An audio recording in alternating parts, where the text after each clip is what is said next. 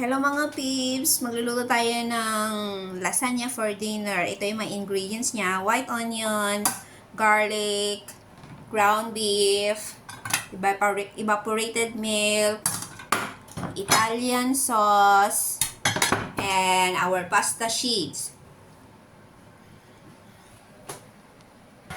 Mag-umpisa na tayong lutuin yung sauce na i-filling natin sa lasagna natin.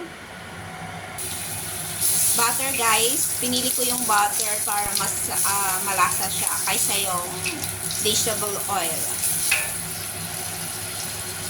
Gisa na natin yung white onion at sa garlic, pwede nang pagsabayin.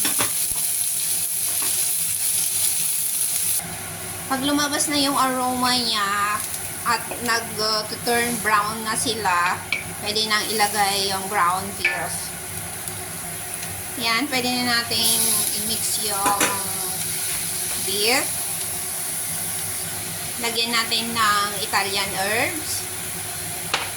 Tapos, black pepper.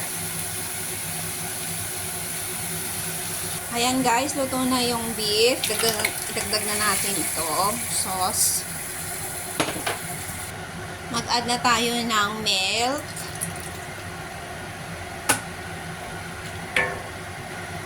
Timplahan na natin ang ating lasagna sauce. Lagyan lang ng kunting salt. Pag alam nyong medyo maasim yung sauce, pwedeng dagdagan lang po ng kunting sugar. Ayan, kumukulo na siya. Luto ng ating lasagna sauce.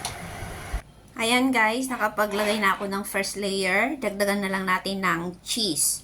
Ito yung ginamit kong cheese, mozzarella, para mas masarap.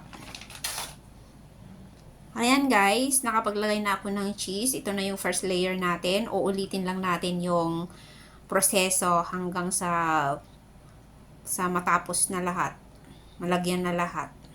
Guys, ito na yung lasagna natin. Tapos na, ready to bake na for 10 minutes only or 5 minutes. Basta mag-melt na po yung cheese. Bye-bye! Kainan na mamaya.